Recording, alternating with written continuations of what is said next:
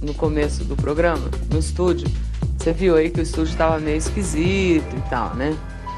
E aí, na verdade, eu ainda não relaxei direito. Tá esquisito. Dizem lá no interior que Quaresma é um tempo de alma do outro mundo. E eu acho que, pelo tema ser tratado hoje aqui no programa, alguma coisa estranha aconteceu por aqui agora de manhã. Crê em Deus, pai, para com esse papo. Uma coisa eu sei que tem. Tem uma repórter que vem aqui falar com a gente hoje que é meio uma repórter caça-fantasma. A história vem lá das Minas Gerais, terra mística, inclusive. Os mineiros que vivem entre as montanhas terminam o tempo de se recolher mais cedo e tal. Então você vai assistir essa matéria agora, essa reportagem feita pela Narman Sibley, em Ouro Preto. Mas se você for muito encucado, assim, não se assuste, tá bom? Quer ver? É verdade. Para aí. Anoitece nas montanhas. É tempo de Quaresma, de penitência. E há quem diga, não só para os vivos. As almas ficam fazendo penitência, né? Assim, andando assim, cumprindo às vezes promessa que não foi feita, paga assim às vezes, né? Alguma coisa. Seu Tito se fecha em casa, passa o olho na oração pregada na porta e reza. No caso de uma assombração, se apresenta o terço assim, o demônio tem raiva disso aqui, ele vai embora. O motivo de tanto medo ele conhece desde pequeno. Muro sem cabeça. São histórias contadas em Ouro Preto, cidade construída 3 séculos atrás, com 21 igrejas e capelas, em cada uma um cemitério. Um cenário que em noites de Quaresma dá o que falar, dá o que ver, o que ouvir, já deu até um livro. Tesouros, fantasmas e lendas de Ouro Preto. Está quase pronto, escrito por uma historiadora com depoimentos de moradores assombrados. A religiosidade, a maneira como a sociedade se constituiu, é que vai dar origem a essas lendas. E um fato simples, ele vai aumentando e de repente vira realidade. Nas páginas estão guardados os causos mais contados. A mulher do cemitério. Seu Willy diz que já deu de cara com ela. Quando eu olhei para trás, a dona dentro do cemitério, ela entrou no cemitério com o portão fechado e tudo, com cadeado. Ele também fala do susto quando viu o padre que percorre as ladeiras a cavalo.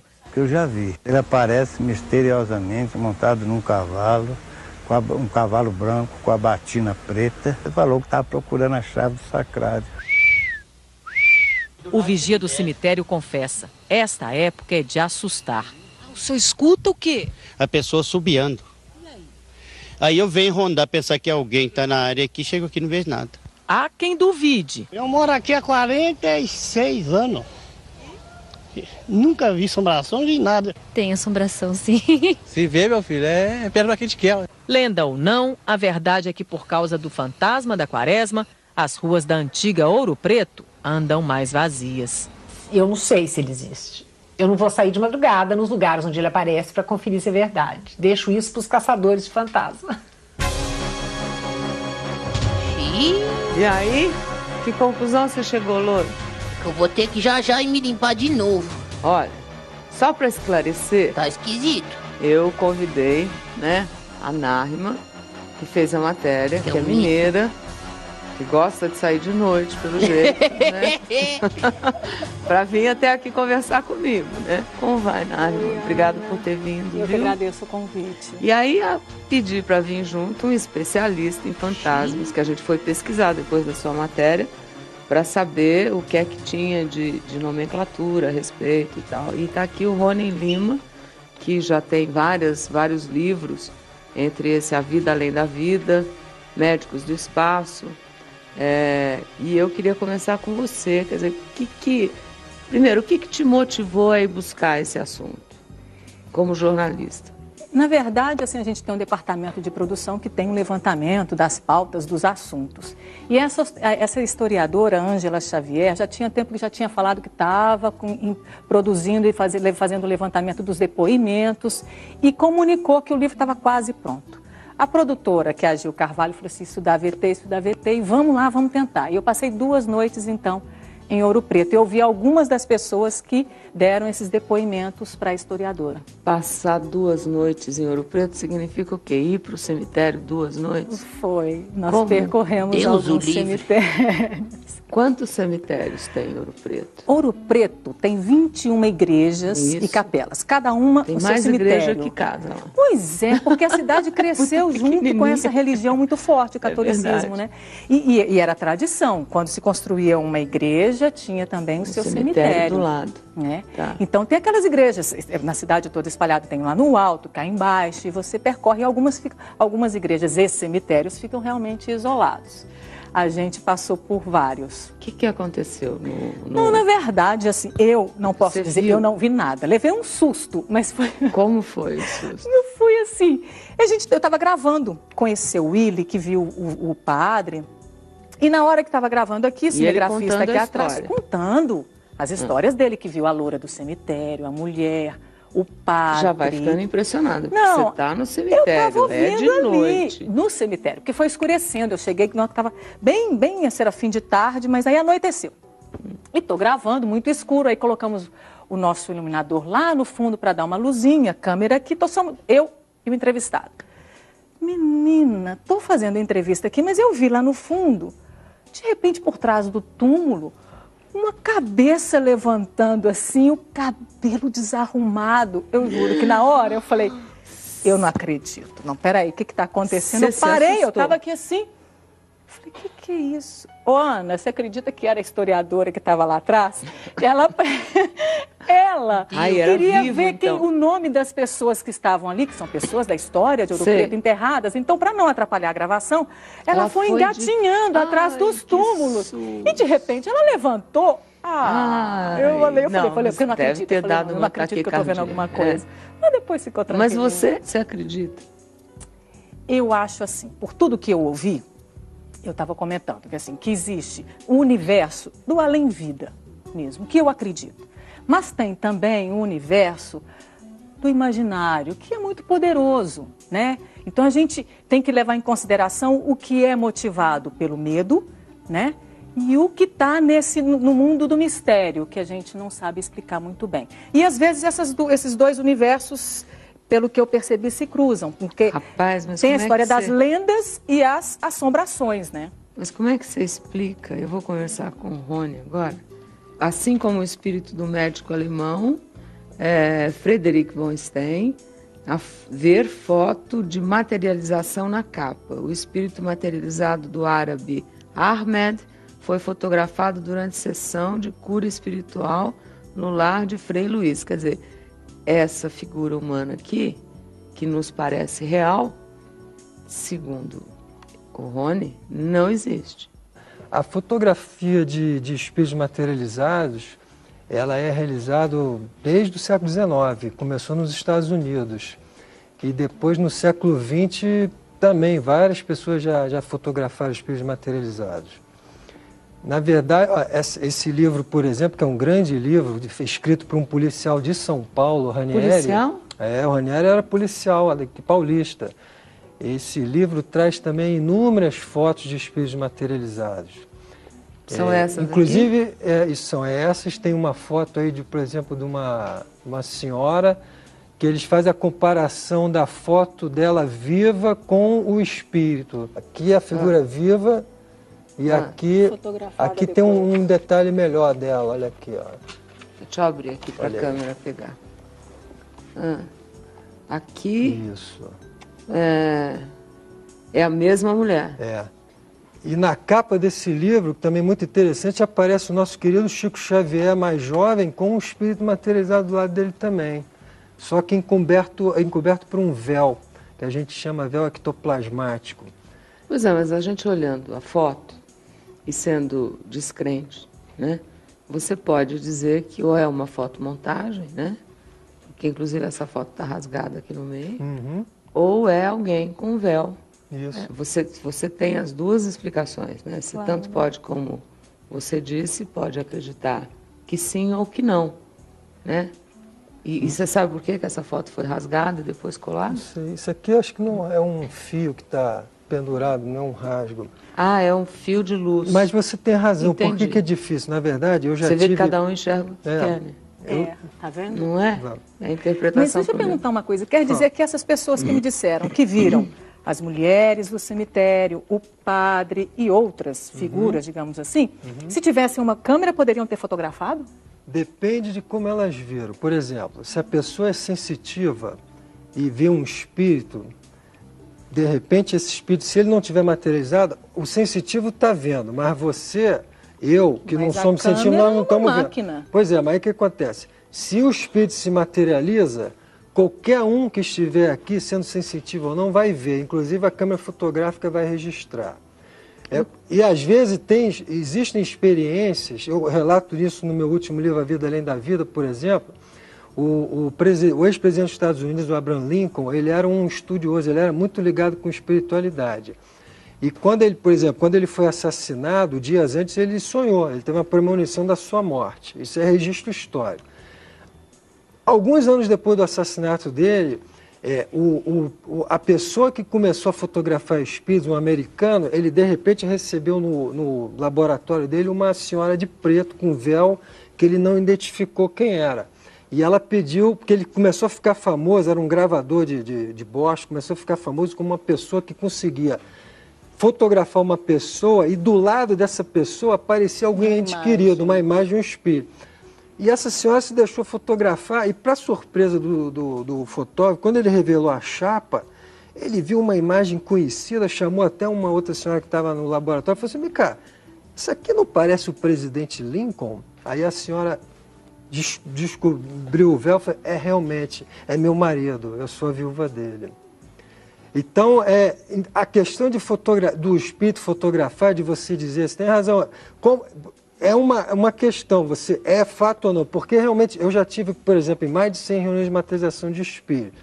Eu sou jornalista, estive também como pesquisa que resultaram nesses dois livros. Deixa eu ressaltar aqui, que tem aqui, do jornalista Rony Lima, um currículo grande, quer dizer, já trabalhou em revistas, em periódicos semanais de grande sucesso no Brasil, já trabalhou em jornais diários de grande circulação. Quer dizer, você continua trabalhando como jornalista? Sou jornalista. Hoje eu sou assessor de imprensa de um secretário de Estado. Então, quer dizer, você era descrente, que eu soube. Eu era, com meus 20 e poucos anos, eu era marxista. Eu, aos 30, perto dos 30, que eu comecei a ter experiência de regressão de memória, e aí, quando eu quase completando 30 anos, a minha amada mulher, que já tinha tido experiência com espíritos materializados, a Célia Rezende, que é terapeuta de vidas passadas, ela me disse que ela tinha tido experiências na adolescência com isso. Ela falou, espírito pode se materializar. Eu, naquela época, era marxista, mas, lógico, a partir de quem estava falando, eu acreditei. E, como repórter, comecei a pesquisar. E, a partir da minha primeira reunião de materialização de espíritos, que eu tive condições de participar, em 1994, eu comecei uma pesquisa intensa nesse campo. E como eu já tive várias vezes com espíritos, eu posso dizer para vocês, assegurar, é uma pessoa. Quando ele se materializa, parece uma coisa de fantástico, maravilhoso. Para mim, hoje não é mais, é uma convicção. Mas ele respira, ele tem pulsação. Mas o que determina ele se materializar ou não? Por exemplo, nós estamos falando desse assunto aqui agora e, quer dizer, seria possível, em qualquer ambiente, pelo que eu entendi, um espírito se materializar. Ou tem que ter um ambiente favorável para isso. Isso. Quer dizer, não é que ele, no meio de uma reunião, sem as pessoas estarem voltadas espiritualmente para isso, ele não vai aparecer. Você tem que estar conectado, você tem que criar ambiência. Você materializar um espírito é uma coisa muito complexa, precisa de um equilíbrio energético muito grande. Mas o que explicar, por exemplo, essas pessoas que andavam pela rua e disseram que se encontraram com espíritos? Minas Gerais, tradicionalmente, não sei se isso tem a ver, é uma suposição, mas Minas Gerais, tradicionalmente, é um estado assim, muito favorável a esse tipo de fenômeno. Por quê? Entre outras coisas, porque é longe da praia. A salinidade não favorece a materialização de espírito. Dependendo do tipo de rocha também, favorece. Por quê? Questão ambiente. O espírito, para se materializar, idealmente, ele tem que ter ambiente seco, porque o fluido vital que permite a materialização, ele queima com facilidade, ele desgasta com facilidade. Então, onde tem umidade, tem muita elétrica no ar, né? A água é boa condutora de eletricidade. Então, isso é um dos motivos, que perto da praia não é bom. Outro motivo, assim, quanto mais seco o ambiente, favorece, como eu falei, não ter umidade. Também nos cemitérios e outros locais, porque a luz é quente, queima. A luz solar, a luz elétrica, queima o fluido vital ectoplasma que permite a materialização. Então, no escuro é melhor? No escuro é melhor. Não que você não possa realizar materializações de espíritos à luz do dia. Já foram realizadas e estudadas, inclusive, por um filósofo italiano, Bosano. E outras pessoas já promoveram o regime de materialização à luz do dia, mas é mais complicado. Olha só, por que o véu? Isso aqui, do meu livro, isso é uma foto rara, entre outras coisas, porque o espírito se deixou materializar sem o véu. Por que o véu? E aí eu acho que a minha visão é por que folcloricamente, desde tempos ancestrais, a gente descreve os fantasmas com véu. Eu acho que é porque sempre eles apareceram para pessoas como em Ouro Preto com véu. Por que o véu? O espírito, ele tem uma relação umbilical direta com o médium que propicia a materialização dele. Eles ficam, na verdade, atados por um fluido vital umbigo com umbigo. Qualquer coisa que você faça com o espírito, ele pode se desmaterializar. E quando ele se desmaterializa, aquela energia envolvida para materializá-lo volta abruptamente para o médium e pode matar, inclusive, o médium. Então, normalmente, nessas sessões de materialização, os espíritos vêm para a cura. Então, eles normalmente estão atendendo pessoas enfermas, que têm os seus miasmas, suas cargas negativas de doença. Então, o véu, na verdade, serve para proteger o médium, para filtrar as impurezas do ambiente, para não deixar que aquelas impurezas do ambiente, através do contato com os... É um véu de tecido mesmo, é uma imagem? É um véu, segundo um pesquisador físico que eu pesquisei, que eu perguntei, está no meu livro. Deixa eu ver se eu entendi, agora eu fiquei confusa. Quando a gente vê esse véu, quer dizer, é o médium que está com esse véu? Não, é assim. Ou é o espírito? É o espírito materializado. O espírito se materializa Mas com o véu. como é que o véu aparece? Aparece junto com ele? Junto, materializa junto. É um véu de proteção. Porque qualquer coisa que toca o espírito ou entrega no espírito vai acabar no médium. Então, e quando o véu espírito serve desaparece, o véu vai junto. Some. Vai junto. E às vezes, quando ele quer, por questões de prova, ou para tirar uma fotografia, ou se o ambiente está mais limpo, ele vem sem o véu. Mas também eu queria saber uma coisa. Já morreu, para que voltar? Aparece para todo mundo? Você escolhe para quem vai aparecer? Missão, ou então ele tem algum objetivo. Na verdade, isso eu aprendi com o tempo. O espírito não vem à toa. Então ele vem com uma missão. Normalmente, esse tipo de reuniões, existe uma missão aí, que normalmente é a missão de cura ou a missão de prova. Tipo assim, no meu livro A Vida Além da Vida, tem um capítulo que eu relato só encontros de pessoas, tipo assim, uma mãe que perdeu uma filha. O caso Fred Figner, que foi um grande empresário brasileiro. Ele era tcheco, ele foi introdutor ele foi a primeira pessoa a gravar músicas brasileiras no início do século, foi fundador da Casa Edson.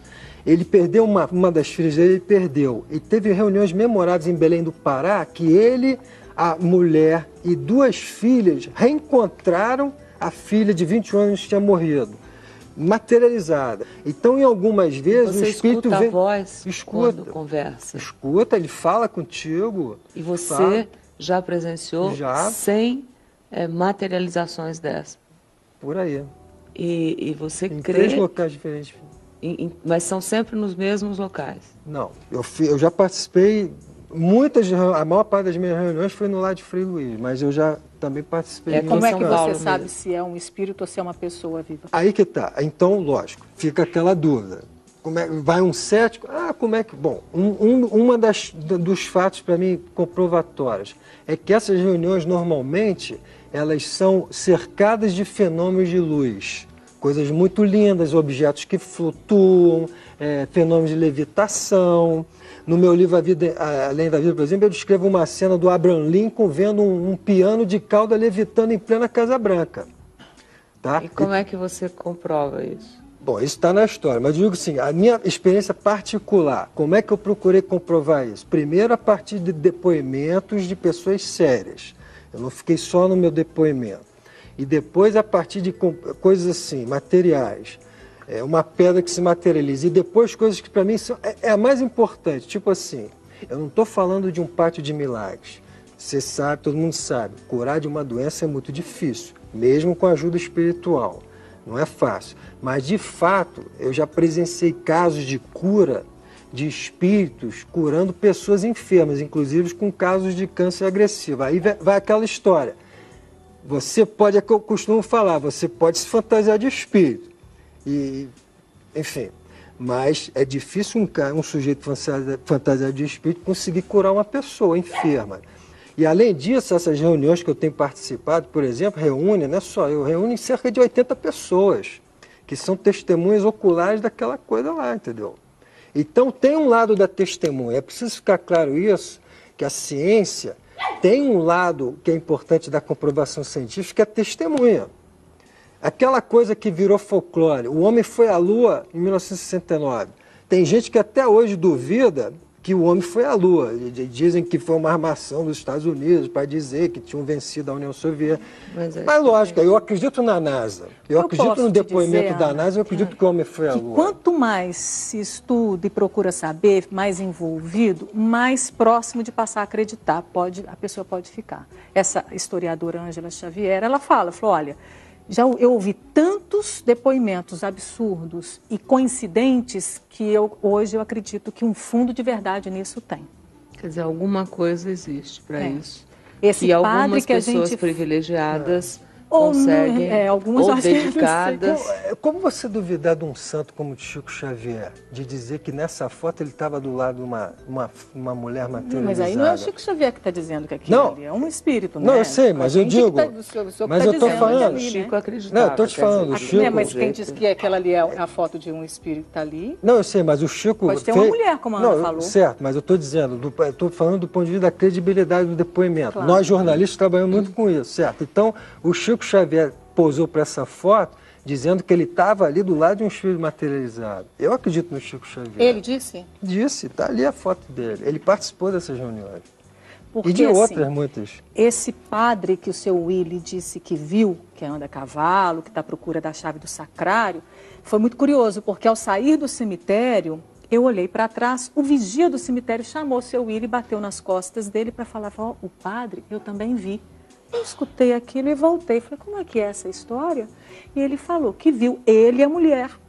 Viu o padre de batina, a cavalo, conta até de luzes nas patas do cavalo e que eles se assustaram. Ele e a mulher saíram correndo e fecharam a janela. Agora, uma pergunta. Você disse que nessas reuniões tem por volta de 80 pessoas que estão participando.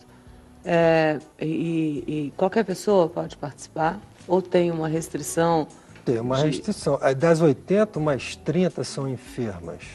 São pessoas indicadas pela espiritualidade para participar. E por algum motivo, enfim, aquele caso foi escolhido. Então, e por que se é tão difícil a comprovação disso, não seria, por exemplo, se tivesse uma câmera lá, uma jornalista como ela, ou alguém que pudesse, ao longo de um mês, participar das reuniões. A gente poderia registrar, por exemplo, e alguém, a câmera, se consegue tirar a foto, provavelmente a leitura das lentes das nossas câmeras é o mesmo...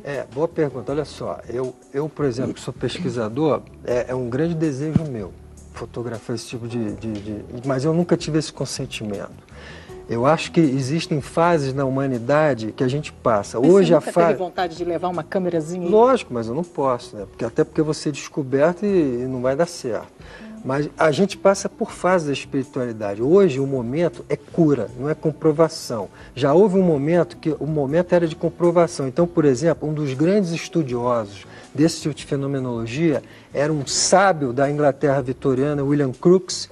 Para quem não sabe, a gente vê televisão hoje e vai no monitor de computador por causa do William Crookes. Ele foi o inventor do tubo de raios catódicos, tá? Entre outros inventos. Era um físico condecorado para a Rainha Vitória, era um supra-sumo da ciência e um cético. Um belo dia, uma adolescente da Inglaterra vitoriana que era uma média de efeitos físicos, que materializava espíritos, que estava começando a ser acusada de charlatanismo, de embusteira, né? Ela procurou o William Crookes e falou, desafiou ele. Você me examina nas condições que você quiser. Se você achar que eu sou uma fraude, você pode divulgar para todo mundo. Mas se você descobrir que eu faço fenômenos, eu consigo provocar fenômenos verdadeiros, você também diz isso. E ele teve honradez, porque os pares da ciência da época, que eram céticos também, depois que se voltaram contra o William Crookes, começaram a criticá-lo. Por quê? O William Crookes pegou essa garota, levou para a casa dele, com toda a condição de ambiência para evitar fraudes, promoveu inúmeras reuniões de materialização de espírito, fotografou espírito, pesou espírito, com a ajuda do inventor do cabo transatlântico, o Varley, quando fez experiências para medir a condução elétrica do corpo espiritual. Mas hoje, enfim, nesse então caso, foi uma época. a gente já teve também a época das bruxas lá atrás, onde pessoas que tinham dons especiais eram queimadas vivas, mas hoje, né, com o seu depoimento, com os livros que você e outras pessoas têm a respeito disso, né, e com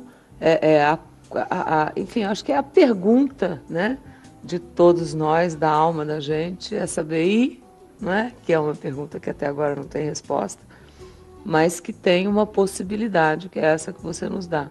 Quer dizer, não seria, as pessoas que estão aqui não teriam interesse, né, em falar, olha, realmente existe, podemos filmar se alguém fotografa? Eu adoraria, eu sei, como eu disse, eu seria o primeiro da fila, essa é a minha pesquisa. Eu agora, por exemplo, estou investigando o meu próximo livro. Mas atualmente não pode? Não, em alguns grupos pode, não sei, eu cada vez... Você já pediu a autorização? Já, nunca obtive. Pediu a quem?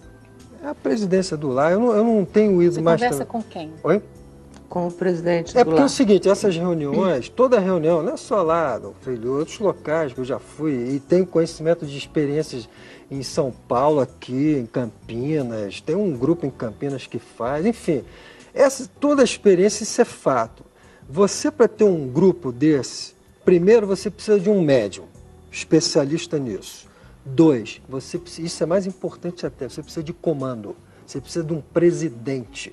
Por exemplo, o lar de Frei Luiz teve um sujeito fantástico, infelizmente ele faleceu em 2002, o Ronaldo Gazola. Para quem não sabe, o Ronaldo Gazola foi um médico tarimbado, respeitadíssimo, secretário de saúde da cidade do Rio de Janeiro por 3 administrações sucessivas, o que é uma raridade, uma pessoa íntegra, boníssima, uma pessoa queridíssima que faz muita falta. Está na espiritualidade. O Gazola era presidente dessas sessões, porque você tem que ter organização, você tem que ter disciplina, você tem... E não fazer disso um charlatanismo, exatamente, fazer um mau uso. Exatamente. Com muito respeito. Exatamente. Né? Olha, eu conheço muita gente séria, como você, que dedica a sua vida a isso, né? E a fazer o bem para as pessoas. Normalmente as pessoas ligadas à crença, na espiritualidade, estão sempre preocupadas com o outro, aqui, na Terra, né? Dificilmente você encontra um religioso na área espiritual que faça mal a alguém. Eu acho que são pessoas sempre do bem.